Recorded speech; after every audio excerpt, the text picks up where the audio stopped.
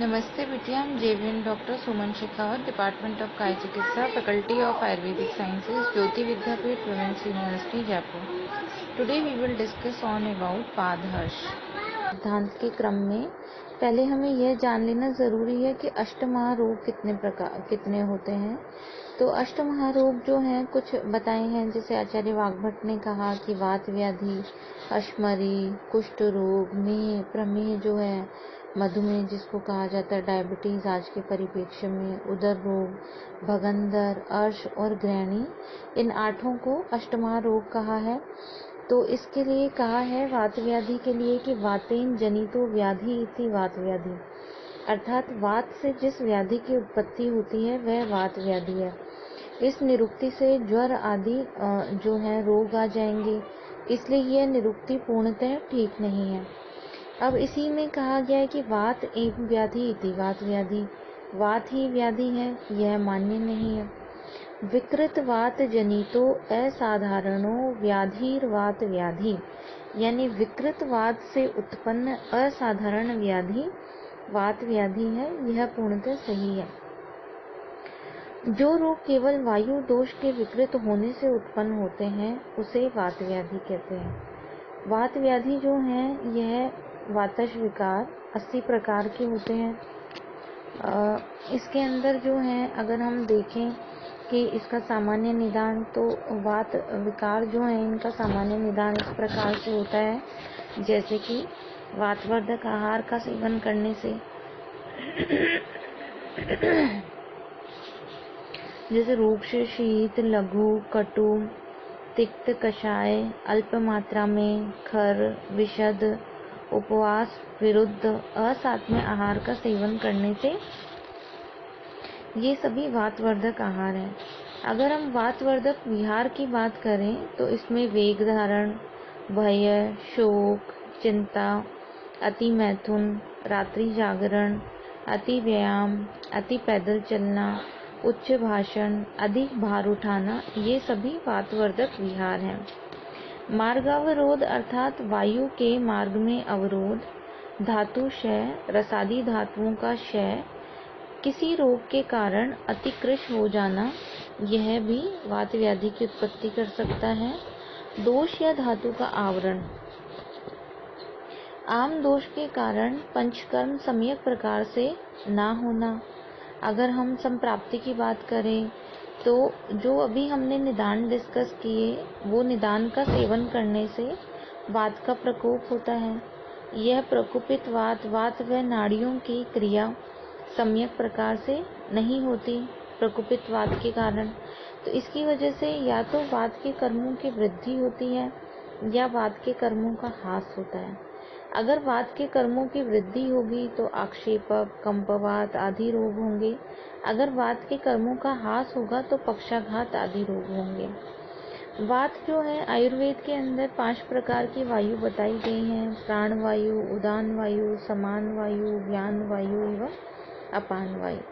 अगर हम प्राण वायु की बात करें तो प्राण वायु का स्थान होता है सिर। इसके अतिरिक्त हृदय, फुफ्फुस, कंठ आदि भी इसके स्थान हैं। इसकी विकृति में फुफ्फुस व हृदय के रोग होते हैं। अगर हम उदान वायु की बात करें तो इसका मुख्य स्थान होता है कंठ एवं फुफ्फुस। इसकी विकृति से श्वास संबंधी कंठ रोग होते हैं। अपान वायु, इसका मुख्य स्थान ग्रहणी है। इसकी विकृति से ग्रहणी, उदरशूल, अनहा, अतिसार आदि रोग होते हैं। व्यान वायु, यह हृदय व सर्व शरीरगत व्याप्त रहती है। इसकी विकृति से दुर्बलता, कृशता, मांसपेशी क्षय आदि रोग होते हैं। अपान वायु, इसका मुख्य स्थान नाभि के नीचे है।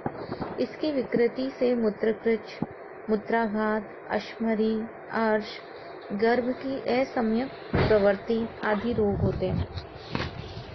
इसी प्रकार से जो है हम अगर वात व्याधि देखें तो वात व्याधि ऐसी व्याधि होती हैं जिनका कोई पूर्व रूप नहीं होता, अर्थात ये जो व्याधियां हैं इनका सीधा लक्षण प्रकट होता है। जैसे कुछ व्याधियाँ होती हैं पक्षाघात, तो सीधे लक्षण आते हैं उस पक्षाघात में। अगर किसी को पैरालिसिस होगा तो सीधे सिम्टम देखने को मिलेंगे। इसी प्रकार से किसी को अगर सियाटिक ग्रंथि जन्य पेन है तो सीधे लक्षण देखने को मिलेंगे। ऐसा नहीं है कि पहले पूर्व रूप आएगा और फिर लक्षणों की उत्पत्ति होगी। अगर हम जो है इसकी वात व्याधि की बात करें तो व्यक्त लक्षण ही इसका पूर्व रूप होता है। इसका पूर्व रूप जो है वो अव्यक्त है और व्यक्त लक्षण ही इसके रूप होते हैं। वात व्याधियों के अगर सामान्य लक्षण की बात करें तो संधियों में जकड़ाहट होना, अस्थि भग्न होना, संधि विच्युति, अपने स्थान से संधियों का हट जाना, अंगों का शोष हो जाना, लंगड़ापन, पंगुता, कुबड़ निकल आना, अनिद्रा होना, शुक्र का नाश होना, गर्भ का नाश होना, रज का क्षय होना, अंगों में सूनापन आना, अंगों में फड़कन होना, सिर में जकड़ाहट होना, गर्दन का टेढ़ा हो जाना या अंगों में सुई चुभने के समान वेदना का हो जाना। इस प्रकार से इसके लक्षण बताए गए हैं। अगर हम वात व्याधि के आवरण देखें कि किस प्रकार के जो है आवरण जन्य इसके अंदर दोषों की पुष्टि होती है, तो आवरण के कारण वात के जो है दोष धातु और मल के 22 आवरण बताए गए हैं और वात के परस्पर आवरण भी 20 बताए हैं, यानी वात का ही वात के द्वारा आवरण। इस प्रकार से जो है वात व्याधि की अगर हम देखें कि ये जो कंडीशंस हैं इनमें किस तरह के चिकित्सा उपक्रम का प्रयोग किया जाता है, तो वात व्याधि चिकित्सा के सिद्धांत व अगर चिकित्सा सूत्र देखें तो इसमें स्नेहन, स्वेदन, संशोधन, नस्य, धूमपान, रसायन प्रयोग, आवरण में उपचार, इनका प्रयोग करते हैं। जैसे वात व्याधि में अगर हम स्नेहन की बात करें तो स्तब्धता रहित वात विकार में घृत, तेल, वसा, मज्जा के बाह्य एवं आभ्यंतर प्रयोग से स्नेहन कराना चाहिए। स्नेहन में स्तब्धता रहित वात विकार में घृत, तेल, वसा और मज्जा के बाह्य व आभ्यंतर प्रयोग से स्नेहन कराना चाहिए। अगर हम स्वेदन की बात करें तो सम्यक स्नेहन के बाद स्वेदन कराना चाहिए। अगर हम स्वेदन के लाभ देखें तो जैसे अंग मृदु हो जाते हैं, दोष जो होते हैं वे शाखा से कोष्ठ में आने पर ही उन्हें आसानी से शरीर से बाहर निकाला जाता है। इसमें जो है स्नेहन स्वेदन के पश्चात विरेचन, आस्थापन, अनुवासन बस्ती का प्रयोग करना चाहिए। बस्ती वात रोगों के लिए सर्वश्रेष्ठ उपचार है। वात का मुख्य स्थान पक्वाशय है और बस्ती द्रव्य जो है वहीं पर वात को नष्ट कर देते हैं। नस्य, धूमपान, रसायन प्रयोग, आवरण के अंदर उपचार, इस प्रकार से जो है वात व्याधि की चिकित्सा की जाती है। अभी ये वात व्याधि में ही हम ग्रदसी रोग के बारे में आज जानेंगे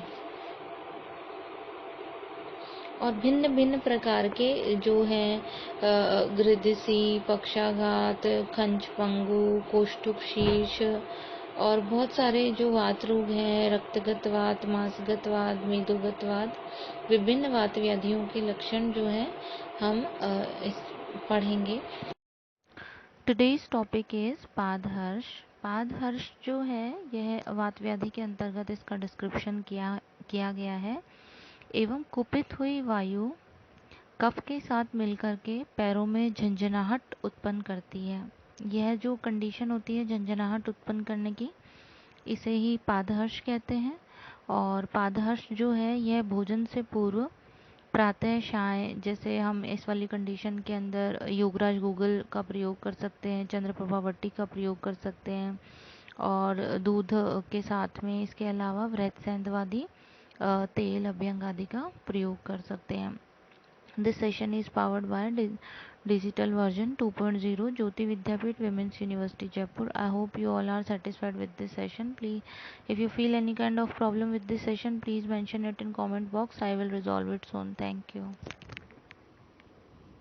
अगर हम इसका लक्षणों के आधार पर देखें तो फेशियल पैरालिसिस के साथ में इसका जो है कोरिलेशन, इसको कोरिलेट किया जा सकता है।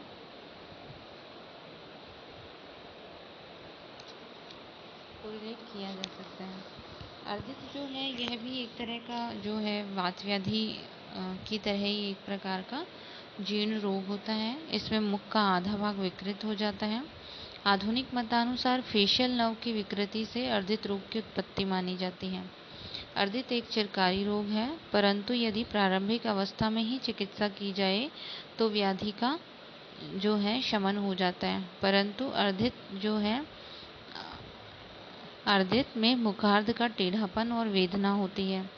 आचार्य चरक ने अर्दित को मुख के आधे भाग में अथवा शरीर के आधे भाग में होने वाला रोग बताया है, जबकि आचार्य सुश्रुत ने अर्दित को केवल मुखार्ध में होने वाला रोग बताया है। यहाँ पर आचार्य सुश्रुत का मत अधिक समचीनी प्रतीत होता है तथा इसमें अर्दित एवं पक्षाघात में अंतर स्पष्ट हो जाता है। आधुनिक चिकित्सा विज्ञान के अनुसार अर्दित रोग की उत्पत्ति विभिन्न प्रकार के संक्रमण या अन्य कारणों से फेशियल नर्व की विकृति के कारण होती है। इसमें मुख का आधा भाग टेढ़ा हो जाता है। इसे फेशियल पैरालिसिस या बेल्स पाल्सी भी कहते हैं। परिभाषा के अनुसार देखें तो अर्दयति पीड़यति इति अर्दित अर्थात वह रोग जिसमें मुख के आधे भाग में टेढ़ापन व पीड़ा हो उसे अर्दित कहते हैं। अर्दित को मुखार्ध घात भी कहा जाता है। ठीक है, अर्दित के लिए कहा गया है अतिवृद्ध शरीरम अर्धम एकम वायु प्रपद्यते। अगर हम इसके निदान की बात करें अर्दित के, तो अर्दित के लिए आचार्यों ने शास्त्रों में अर्दित रोग में निम्न निदान जो है इसके बताए गए हैं, जैसे गर्भिणी और प्रसूता स्त्री, बालक, वृद्ध, शीर्ण पुरुष में जो है अत्यधिक रक्त का क्षय होने के कारण, अत्यधिक उच्च स्वर में भाषण करने के कारण, अत्यधिक कठिन पदार्थों का भक्षण करने के कारण, या अधिक हंसना, जम्भाई लेना बार बार, अत्यधिक भार उठाना, विषम स्थान पर शयन करना, मुंह को टेढ़ा करके छींकना, वातकारक आहार विहार का सेवन करना। इसके लिए आचार्य सुश्रुत ने निदान स्थान में कहा है गर्भिणी, सूतिका, बाल, वृद्ध, क्षीणेषु ऐश्रक्षयो। ऐश्रक यहाँ रक्त के लिए आया, अर्थात जिनमें रक्त का क्षय हो जाता। उच्चैर व्याहरतो अति अर्थ है साधत कठिनानी च हसतो जम्बतो भाराद विषमाद छेदनाद अपि शिरो नाशा ओष्ठ चिबुक ललाटे अक्षण संदिग्ध है अर्दयति व अनिलो वक्त्रम अर्दितम जनयति यतः वक्रीभवति वक्तार्धम ग्रीवा च अपि प्रवर्तते। अर्थात जो है ये जो निदान है इनका सेवन करने की वजह से सिर, नासा, ओष्ठ, चिपुक और ललाट जो हैं या फिर अक्षण संधि के नेत्र की संधियों में दोष जो है प्रकोपितवाद दोष अवस्थित होकर के वक्रीभवति वक्त्रार्धम, वक्र यानी टेढ़ा, मुखार्ध जो है उसको टेढ़ा कर देता है। मुखार्ध में वेदना की उत्पत्ति होती है और इसको ही अर्दित रोग कहा जाता है। इससे जो है अर्दित रोग की उत्पत्ति होती है। अगर हम अर्दित के संप्राप्ति घटकों की बात करें तो यह दोष जो है इसमें वात प्रधान त्रिदोष कहा है, दुष्य रस रक्त मांस शिरा कहा है, अधिष्ठान या मुखार्ध है, स्रोतस जो है रक्तवय और रसवय स्रोतस, मांसवय और प्राणवय स्रोतस बताए हैं। स्रोतो दुष्टि प्रकाश संग और शिरा ग्रंथि है। अग्नि की स्थिति जो है विषमाग्नि। व्याधि का स्वभाव नवीन जो होती है वो मृदु होती है, जीर्ण जो व्याधि होती है वह दारुण होती है। यहाँ पे अगर हम साध्यता असाध्यता की बात करें तो नवीन साध्य होता है, जीर्ण जो है यह व्याप्य असाध्य होती है। अगर हम व्याधि के पूर्व रूप की बात करें तो इसमें कहा गया है कि जो है रोमहर्ष, विपथु, नेत्रम आविलम, वायुर्ऊर्ध्वम त्वचि, स्वापः स्तोदो मन्या अनुग्रह तम अर्दितम इति प्राहुर्व्याधिम व्याधि विशारदय। अर्थात रोमहर्ष, विपथु यानी कंपन ट्रिमर्स जो हैं, आविल नेत्रता यानी लिक्राइमेशन ऑफ आई और fullness of I with tears, वायु का ऊर्ध्व वेग अर्थात डकार आना, इरेक्टेशन, त्वचा में शून्यता जो है loss of sensation of skin and numbness, Tod होना टिंगलिंग सेंसेशन, मन्या स्तंभ नेक रिजिडिटी, अनुस्तंभ लॉक, जो इस तरह के लक्षण देखने को मिलते हैं।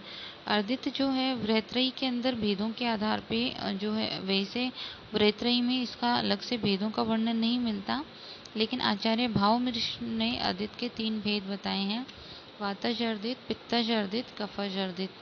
इन्होंने कहा है, अगर हम इसके सामान्य लक्षणों की बात करें तो ये कहते हैं मुख का टेढ़ा हो जाना यानी यूनिलेटरल फेशियल पैरालिसिस, नेत्र, ललाट, ओष्ठ, जिह्वा का एक तरफ वक्र हो जाना यानी drooping of muscle of eyes, forehead, lips and tongue on the affected side, शिरह कम ट्रिमर ऑफ हेड, वाक संग एफोनिया, स्तब्ध नेत्रता यानी इमोबाइलाइजेशन ऑफ आईज, दंत चाल यानी फ्रिक्शन ऑफ टीथ, स्वर भंग यानी होर्सनेस ऑफ वॉइस, श्रुति हानि यानी डीफनेस, शवग्रह यानी छींक का रुक जाना, गंध का ज्ञान नहीं होना जाना, याददाश्त की कमी हो जाना, निद्रा में भय लगना, मुख के प्रभावित भाग से जो है निष्ठीव अन्न व जल का गिरना, गले के जो है ऊर्ध्व और अधोभाग के अंदर पीड़ा होना। ये सब जो चीज़ होती हैं यह इसके लक्षणों के अंदर है। और आचार्य वाग्भट ने जो है इसको कई जगह पे एकायाम जो है इसके लिए प्रयोग किया गया है। अगर हम इसके भेदानुसार लक्षण देखें तो वातजर्दित के लिए कहा है मुख से अत्यधिक लाला स्राव, व्यथा, कंप, अनुग्रह, वाकग्रह, ओष्ठ में शोथ और शूल का होना। इसी के अलावा जो है पित्तजर्दित के लिए है मुख का वर्ण पीताभ होना, ज्वर होना, पिपासा, मोह, उष्णता। कफजर्दित के संबंध में आया है गाल, सिर और मन्या में शोथ तथा स्तंभ। अगर हम यहाँ पे जो है सापेक्ष निदान की बात करें तो पक्षाघात और जिह्वा स्तंभ जो है इससे इसका डिफरेंशियल डायग्नोसिस किया जा सकता है। पक्षाघात में ऊपर से नीचे तक शरीर के आधे भाग में चेष्टा का नाश होता है, जबकि इसमें मुख के आधे भाग में चेष्टा का नाश होता है और यह फेशियल नर्व की विकृति की वजह से होता है। जिह्वा स्तंभ जो है, जिह्वा स्तंभ वाग्वाहिनी नाड़ी हाइपोग्लोसल नर्व की विकृति के कारण होता है, जबकि अर्दित जो है इसमें फेशियल नर्व की विकृति होती है। अगर हम इसके अंदर जो है साध्यता असाध्यता देखें तो जो क्षीण रोगी होगा, जिसके नेत्र न खुलते हों, नहीं बंद होते हों, इस प्रकार का जो निरंतर जैसे अस्पष्ट बोलने वाला रोगी हो, 3 वर्ष पुराना हो, जिस रोगी में कंप लक्षण हो, जिस रोगी में नेत्र नाशा मुख से निरंतर स्राव होता हो, इस प्रकार का जो रोगी होता है उसके अंदर यह असाध्य होता है। अगर हम इसके चिकित्सा की तरफ देखें तो आचार्य चरक ने नस्य, मूर्धा पर तेल का अभ्यंग, संतर्पण आहार का सेवन, नाड़ी स्वेदन, आनुक जीवों के मांस का उपनह एवं आचार्य वाग्भट कहते हैं कि जैसे कर्ण और नेत्र का तर्पण, शोफ होने पर वमन, दाह, लालिमा और शिरावेद जो है इन्होंने बताया दोनों इस प्रकार से इसकी चिकित्सा करते हैं। Thank you.